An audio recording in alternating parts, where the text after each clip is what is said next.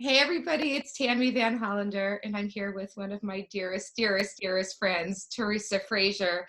Theresa, I can't even begin to go through your entire resume and everything you do. You're the president of the Association of the Canadian Association for Play Therapy, and so much besides for another go-to dear friend, and we've also a part of the World Association for Sand tray professionals. So, but Theresa, lately you've been providing telehealth to people all over the world, and you have been providing such amazing resources to children. And I've been using all of those resources. So I would love just for you to chat a little bit about some of the resources you're providing.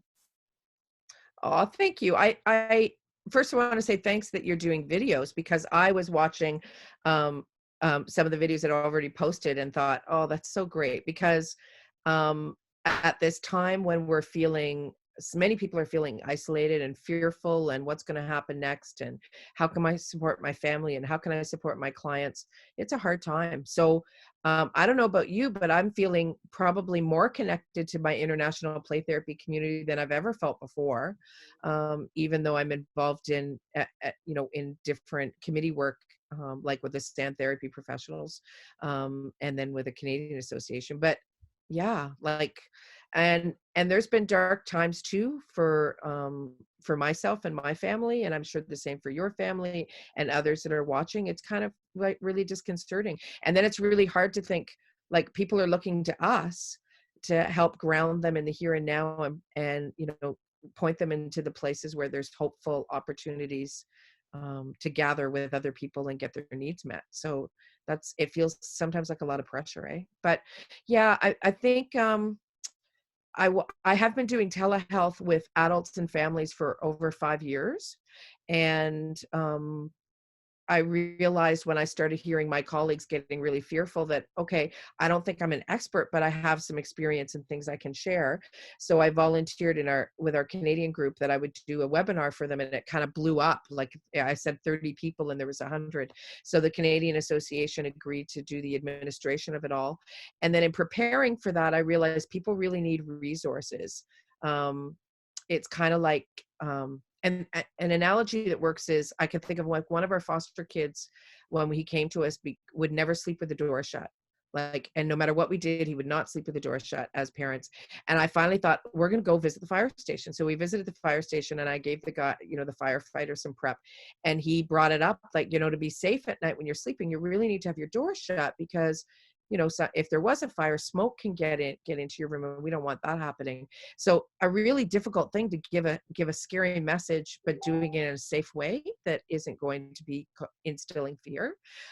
So while I was preparing for the telehealth workshops or teleplay therapy workshops, I thought I need to create a book for therapists that they can give to the parents, especially when there's so many therapists that don't feel confident in teleplay therapy. So how can you sound confident when you're not feeling confident? But we have to kind of go with it to try and make sure we're connecting with providing support to people. So I created that first little book, and seriously, it was like midnight the Friday 2 weeks ago. Okay, what can I pull together really quickly? And then I was thinking of my little guy with the firefighter and shutting the door and thinking somehow we need to give messages, give resources to parents that they can reinforce for their kids. We're not the only ones. There's other people out there doing the same thing, and we're doing this collectively to take care of the world. So I created the other little book just for that, and then made it open source, obviously. And people are like, "Can I share this?" And I was like, "Are you kidding? Share it with everyone. Let's do that." And the response has been overwhelming. So it's being translated in French, Italian, and Slovak. A couple newspapers in my community picked this story up to say, hey, look at this book. The Teresa, local tell children's people what the museum. book is, and I think people have also been trying to figure out how they can get access to it. So I know because I've been using Teresa's two books of my teleplay therapy book and hanging out at home, and I do it on a split screen, and I have the kids reading it, and they're absolutely loving it. I've been doing it as the first part of each of my new telehealth sessions as I'm transitioning. Beautiful. But I think some people are not knowing quite where to access that. and how they can access So I've posted it as a PDF, and that becomes an issue. So I think the biggest way we're all communicating internationally is Facebook. But if you have a Facebook page, you can add it as a file, but in a person's wall, you can't. Although I've posted it as a link in people's messenger, like they'll let you do that. But honestly, if someone just emails me, I am happy to just send it out as a file attachment, and I'll send that to you with also my YouTube account, because I have some videos that I've been doing too. But I'll also say here that if folks email Maritime, and it's MARITIMEPTC for Play Therapy Center at gmail.com, then I can send them a link to both of those books, and I'm happy for you to share them and use them. Great. And I'll send the link Yeah, below as well. And I've been posting perfect. on my Facebook page the book as well, because I think it's wonderful. And I don't want to skip over that, but I do want to talk about also these videos and how these videos came about that you're doing, and for everybody to meet Simon. Okay, I will. It's such a cool story. So this is Simon Denny. Hi, Simon. Say hello to everybody. Yes, he can. He'll wave. Do you want to say anything? No, he doesn't want to say anything. But can I speak for you?